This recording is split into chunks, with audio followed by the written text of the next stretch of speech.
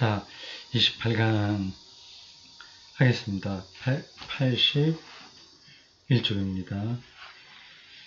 27강 마지막 순간에 파넨베르크 이야기가 나왔습니다. 파넨베르크는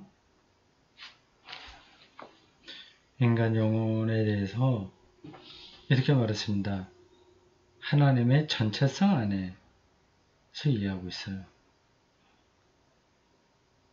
이런 표현들이 좀 관념적입니다.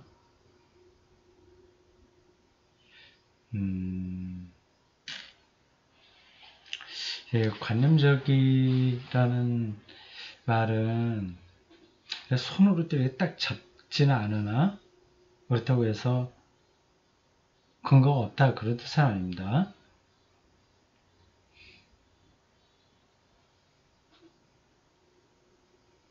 근데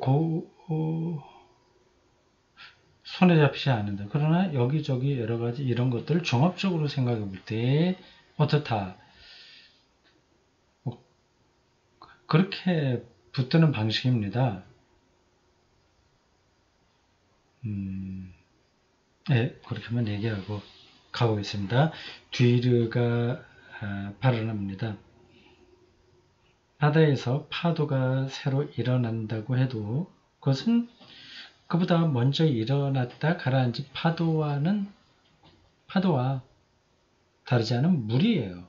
물에서 나오니까 똑같다. 그렇다고 해서 그 파도가 먼저의 파도와 똑같은 것이라고는 할 수 없죠. 먼저의 파도를 이루고 있던 바로 그 물에서가 아니라 바다 전체로부터 새로운 파도가 만들어지는 거니까요. 뒤집어 말하면 모든 것은 전체로부터 새롭게 만들어지는 동시에 그 전부터 존재했던 것의 일부도 가지고 있다는 얘기입니다. 그래서 생각할 수 있죠. 이 전체라는 것을 세계 영혼, 웰트제일레라고 부르면 어떨까요? 세계 영혼. 이 세계 영혼이 새로 만들어지는 것 안에 스며들면서 비로소 그것이 고유한 개체가 된다는 식으로 말입니다.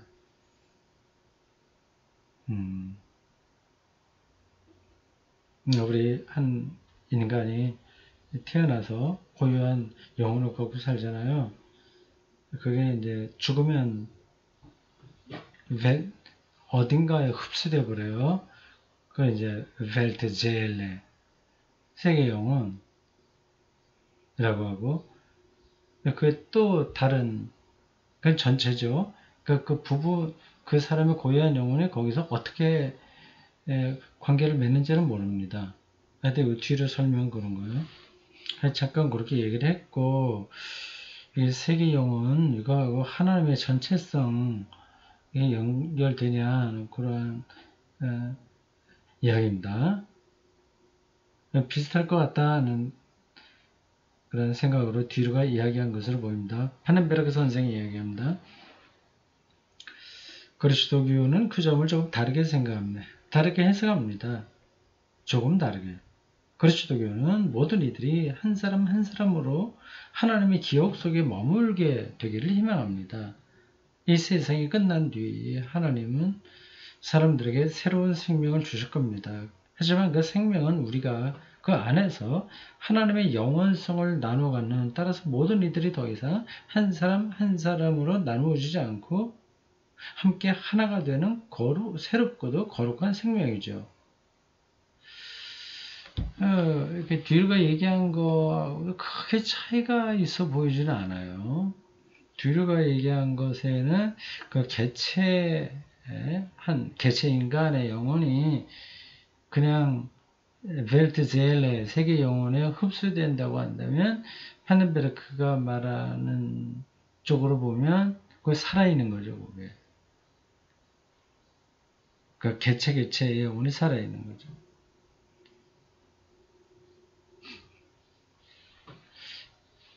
그 살아있다고 해서 개체들이 분리되는 건 아니고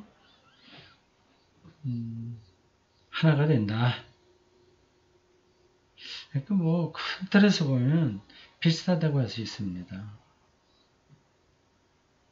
뒤르의 예의 비유인가 메타포인가 그게 좀 적절해 보입니다. 물이에요. 대양 물 거품이 나요. 그게 인간이에요. 인간의 영혼이 고유하게 있어요. 그러다 없어져요. 근데 새롭게 또 거품이 일어나요. 거기에 세계 벨트젤레 세계 영혼이 거기에 자기의 속성이 부여됩니다. 근데 그런 전체 세계 영혼에 들어간다. 그런 거는 비슷한데 하늘베르가 얘기하는 거고요. 뭔가 개체가 전체에서 하나를 이루면서 어떻게 살아있냐 아니냐 그런 점에서 차이가 있습니다. 기독교에서는 그 개체의 영혼이 고유하게 혼합 막 흐트러지지 않고 고유하게 살아있으면서 하나가 된다는 거예요. 듀르에게는 이제 그건 없는 거로 볼 수 있습니다. 마이어 아비 그리스도교는 자신의 신앙이 아주 특별한 것이어야 한다는 생각에 지나치게 사로잡혀 있는 게 아닌가 싶어요. 육신이 죽으면 거기에 깃들어 있던 영혼이 새로운 몸에서 삶을 이어간다고 해서 꼭 한 인간의 고유성이 손상되어야죠.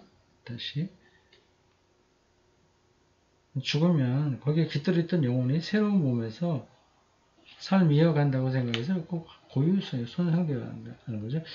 그 진화가 아니라 윤회설이죠.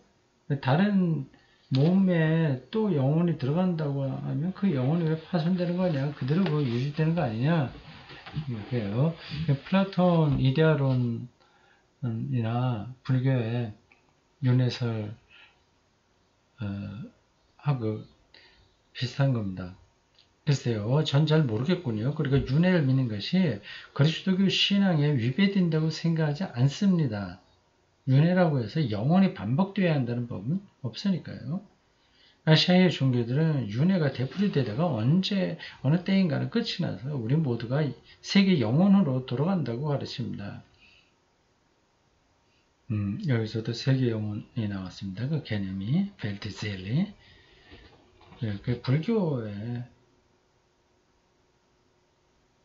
그 어떤 것에 해당하는지는 모르겠습니다. 세계 영혼에는 생명, 대지의 생명력, 신의 권능 등과 같은 뜻이 담겨 있죠. 모칠러. 그런 상상도 해볼 수 있겠지만 따지고 보면 사실 우리는 아는 게 아무것도 없어요. 그렇죠. 결정적으로 아는 건 없습니다. 가령 그 대지의 생명력이라는 것도 정확하게 무엇을 뜻하는지 전 잘 모르겠습니다. 제임스 러브로 이게 가이아론이란 게 있겠죠. 이건 뭐 러브록은 그리스 신화에서 대지 모를 상징하는 가이아가 바로 생명체의 총합에 해당한 것이라고 설명한다. 개인적으로 저는 그런 이야기가 지나치게 사변적으로 들려요. 제가 생각하는 대지란 무엇보다도 생명을 만들어낼 수 있는 요소들의 집합인데 말입니다.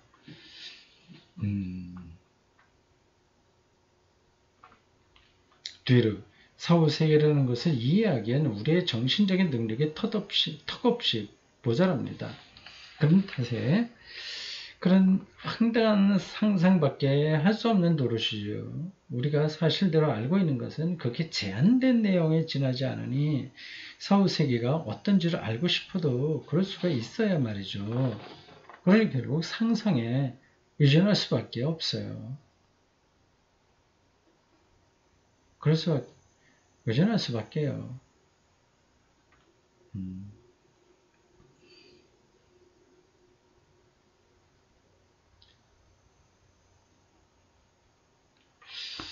자, 그러면 뭐 누구 말이 옳고 그러냐 하는 것이 판단이 불가능한 겁니다.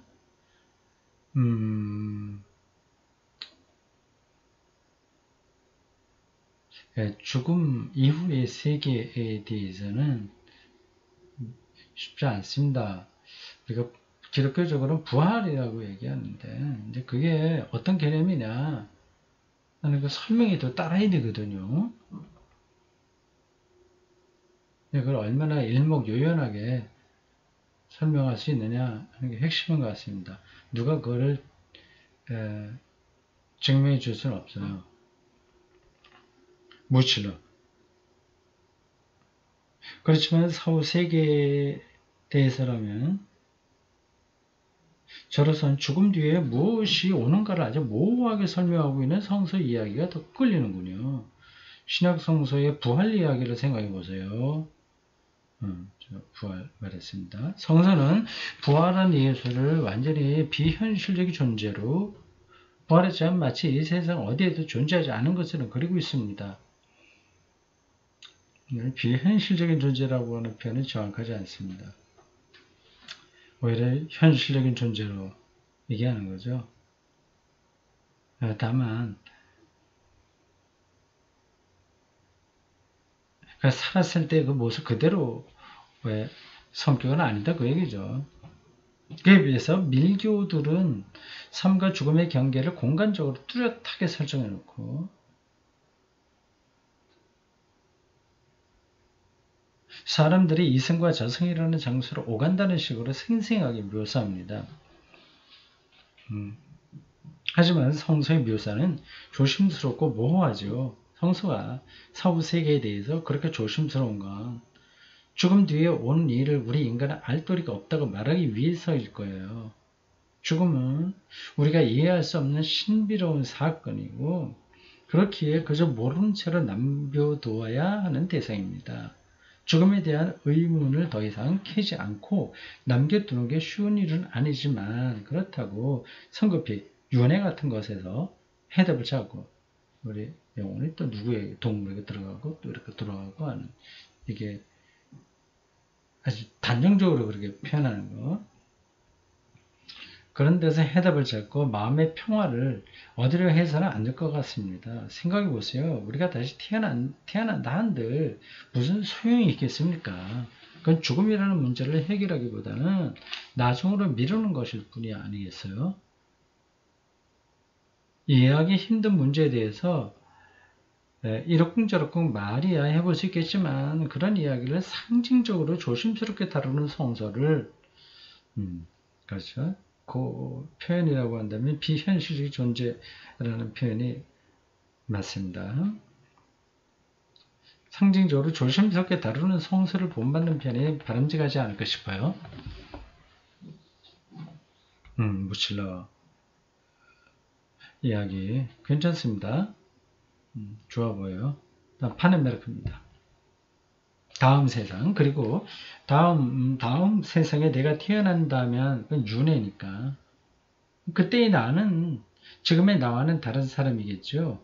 지금의 나라는 것은 태어나서 죽을 때까지 이 지상에 존재하는 내 육신을 뜻하니까요. 윤회로는 이 점을 전혀 다르게 설명합니다. 글쎄요. 나를 관통해서 지나가 버리는 것이 나 자신일 수 있을까요?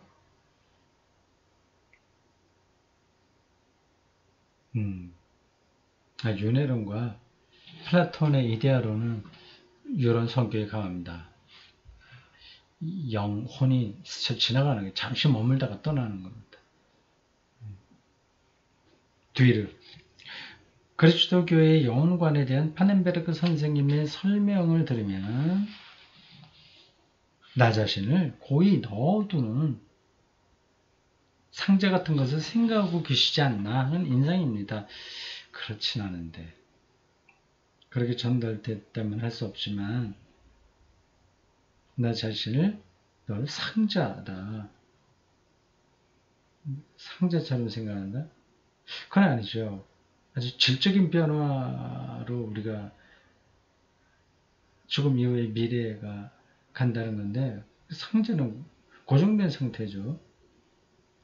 저는 육신과 영혼이 일치하는 그래서 나 자신이 손상되지 않고 영혼이 되풀이되는 그런 윤회는 믿지 않습니다.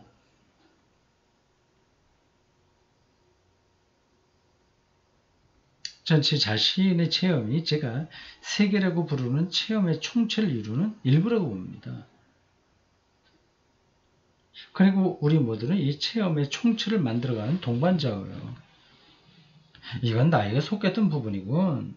저건 그대로 보존되어 있네. 이 부분에는 아직도 내 이름이 적혀 있구나 하는 식으로 그 총체를 조각조각 나눌 수는 없어요. 그래서 내가 뭐 대한민국 사람으로 태어나서 몇 년부터 몇 년까지 살았고 그거에서 어떤 일이 일어났고 뭐 등등 했던 거 꼭 하나 부분 그런 거를 나누어서 나라고 나의 영혼이라고 말할 수 없다. 그죠? 모든 것은 전체 안에 하나로 섞여 들어가고 저 자신도 개인만의 고유성을 고집하지 않으면서 모든 동반자로부터 이익을 얻는 거죠. 동반자로부터 이익을 얻는다? 이게 무슨 말일까? 뭐 하여튼 그렇게 듀리의 입장이 그런 정도로 이해하면 되겠습니다. 이제 편집자가 쓴 내용이 나옵니다. 물질로 만들어진 뇌가 어떻게 사고, 생각하는 거, 사고와 같은 비물질적인 현상을 일으킬 수 있는 것일까요?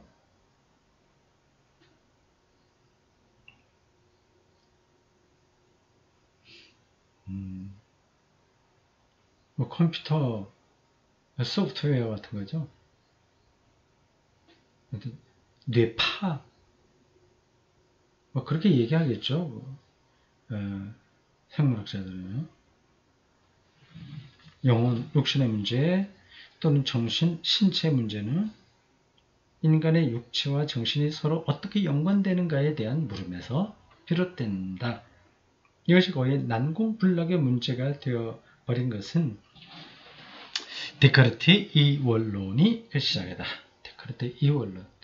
생각으로 존재한다. 사유, 주체성, 그게 자기를 확인하는 토대라고 하는 거죠. 그는 정신과 신체가 두 가지 서로 다른 실체, substance라는 이원론을 제시했다. 정신의 활동은 비물질적인 것이라고 생각한 데카르트는 정신이 어떤 방법으로 육체에 작용하는지 묻지 않을 수 없었다. 가령 정신적인 현상이라고 할 수 있는 생각은 어떻게 구체적인 행동으로 옮겨지는 것일까? 데카르트는 뇌의 송과선, 한자로 되어 있는데 이 송이 뭐예요? 소나무 송자인가? 과일, 선. 뇌, 아주 그 전문적인 용어 같아요. 뇌에 송과선이라는 뇌 분비샘이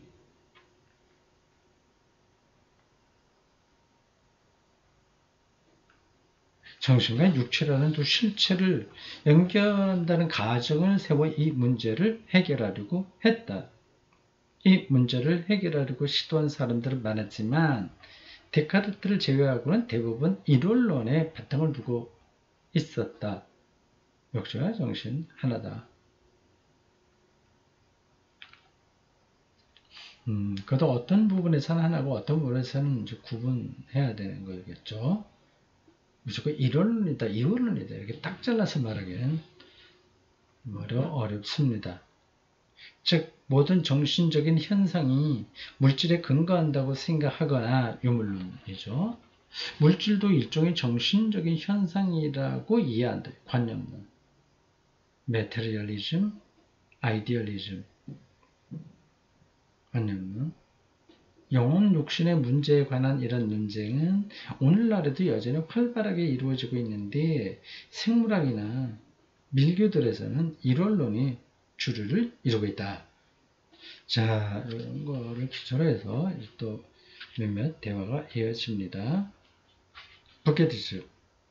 저는 사고나 의식은 비물질적인 것이 아니라 뇌라는 물질에서 생기는 현상이라고 봅니다. 당연하죠. 이 사람은 이렇게 얘기하겠죠. 유물론자니까. 결정론자이고 결정력 물리학자예요. 팔다리와 같은 신체 부위가 어떻게 운동이라는 현상을 만들어내는가 하는 문제도 마찬가지입니다. 운동은 그 자체로 독립해서 존재하는 현상이 아닙니다. 운동이라는 표현도 일정한 조건이 주어지면 스스로를 움직이거나 한 장소에서 다른 장소로 이동하는 신체적 기계적 장치가 있음을 전제로 해야 의미 있는 것 아닙니까? 의식이나 사고도 마찬가지죠. 사고 행위는 비물질적인 것이 아니라 뇌가 지닌 속성의 하나일 뿐입니다.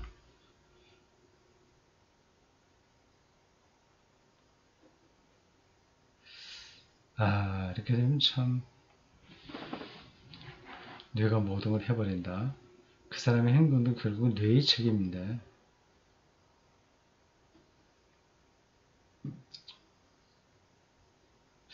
그럼 어쨌든 뭐 본인들은 그렇게 분석을 하겠지만 거기서 벌어지는 문제가 심각합니다. 윤리, 이 법의 문제, 책임감, 뭐 이런 것들이 전혀 그 한 인격체와 연관해서 생각하기 힘든 거죠. 뇌가 그렇게 시켰는데 어떻게 할 거야? 결국 뇌에 책임을 물어야 되잖아. 뇌의 책임도 자기 책임도 아니지. 그거는 위에서 유전됐으니까.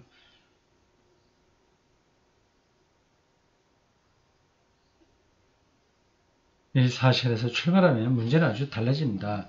이제 문제가 되는 것은 뇌가 어떻게 사고와 같이 비물질적인 현상을 만들어내느냐가 아니라 진화가 진행되면서 어떻게 뇌가 사고 능력이나 자의식과 같은 특별한 기능을 갖게 되었는가 하는 겁니다. 그러니까 뇌라는 물질이 어떻게 비물질적인 사고 행위를 하는지를 따질 필요가 없게 됐죠. 이건 당연한 거니까. 그죠?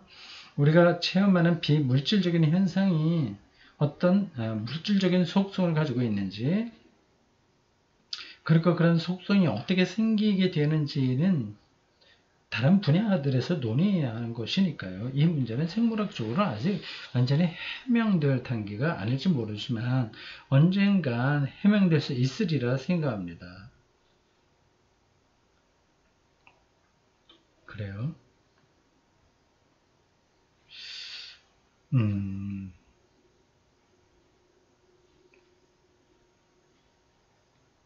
물질적인 것으로 다 해명이 된다는 거죠. 저는 정신이 물질에 작용한다는 표현도 옳지 않다고 생각해요. 정신이 물질에 영향을 미친다거나 작용한다는 생각은 자연, 정신, 물질, 정신, 뇌, 의식이라는 캐캐 묵은 이분법에 바탕을 두고 있는데 저는 그런 이분법에 동의할 수 없어요. 어느 쪽이 다른 한쪽에 일방적으로 작용한다는 건 있을 수 없는 일입니다.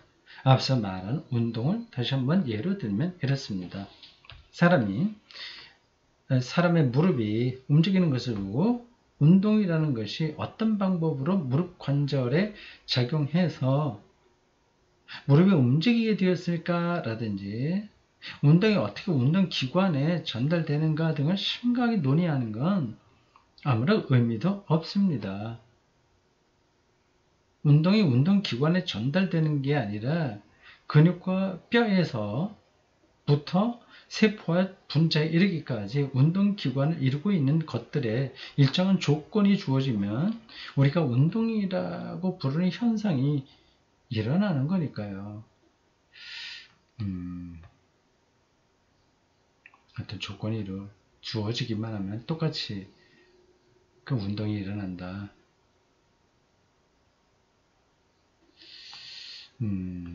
하여튼 뭐 이렇게 생물학자가 말할 수 있구나. 뭐 잘 들었습니다. 자, 파나베르크입니다. 글쎄요, 저로선 이해가 가지 않는 말씀이군요. 사고 행위, 생각하는 거요. 의식이 어떻게 뇌의 속성이 되는지 모르겠습니다.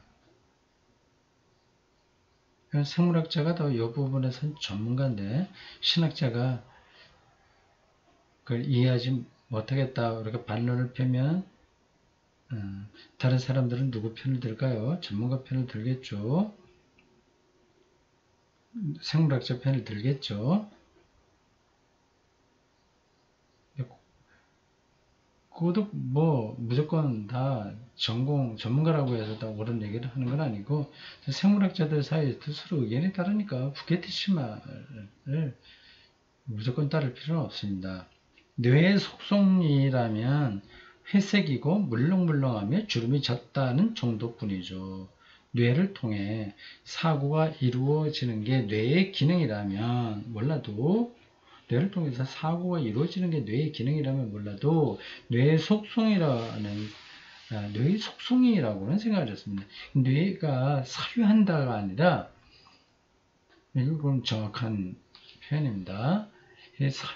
생각하는 것이 뇌 작용을 통해서 나타난다 말을 할 수 있지만 뇌가 사유한다 이렇게 말할 수는 없는 거죠. 그걸 구분하는 겁니다. 모차르트 교향곡에 수록된 음반을 두고 이 음반이 모차르트 교향곡 자체다라고는 말할 수 없듯이 말입니다. 적당한 비유예요. 네. 모차르트의 음악은 모차르트로부터 온 거지 CD나 뭐 그거가 음악은 아니거든요.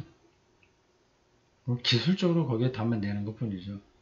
모차르트 교향곡이 녹음된 음반의 기능을 설명하려면 음반을 구성하고 있는 물질 말고도 여러 가지 요소를 동원해야 합니다. 사고와 뇌의 관계도 마찬가지되고 말입니다. 이 파네베르크 말에 조금 더 설득력이 있다고 저는 생각합니다. 이 부케티츠는 결정론자예요. 예, 굉장히 그렇게 메커니즘, 생물학적 메커니즘으로만 생각을 하는데 더 다층적이다, 생명현상이. 그런 것들을 다 붙들지 못하는 것 같습니다. 그건 뭐 어쩔 수 없죠. 마야비 파넨베르크 선생님께서는 뇌의 속성이란 회색이고 물렁물렁하고 주름진 것 정도에 지나지 않는다고 하셨는데 그런 속성은 그저 무의미한 것이 아니라 자연의 역사, 자연사의 거대한 맥락 속에서 뭔가 의미를 가지고 있습니다. 살아있는 것은 어느 것이나 나름대로 고유한 기능을 수행한다는 특성을 가지고 있으니까요. 뇌가 진화의 과정을 통해서 고유한 특성을 지니게 됐는데 그게 이제 사고까지 하게 됐다 그 얘기입니다. 물론 이 표현 자체는 회색이고 물렁물렁하고 주름진 것 정도라고 하는 걸 이렇게 파넨베르크가 무시해서 이렇게 말하는 건 아닙니다. 이건 대단한 능력이 있는 진화의 결과는 분명하죠. 자, 뒤로입니다. 사람이 정리하나요? 맞습니다. 요 단락이 마치는 부분입니다. 뒤로. 사고와 물질이 얼마나 밀접한 관계를 가지고 있는가와 물질이 어떻게 형태를 가지고 되었는가는 서로 통하는 질문들이에요. 물질이 어떻게 형태를. 음반은 간에 따른 홈이 새겨진 물체입니다. 근데 이 물체가 어떻게 우리가 듣는 교향곡을 담게 되는 것일까요? 교향곡은 음반에 암호처럼 숨겨져 있습니다. 그렇다면 교향곡이라는 형태는 꼭 건 모양을 얘기하는 게 아니에요. 독일어로 게슈탈트일 텐데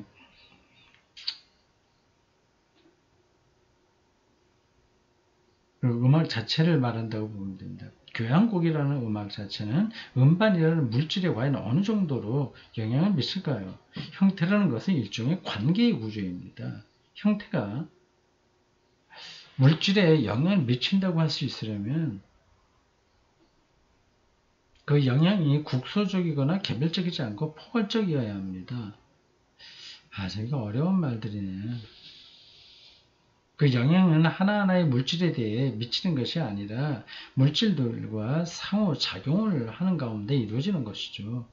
이렇게 형태가 물질에 영향을 미치는 일을 물질 자체의 고유한 성질에 형태가 개입하고 간섭하는 일이라고 하겠습니다. 사고가 물질에 영향을 줄 수 있다면 그런 의미이겠죠.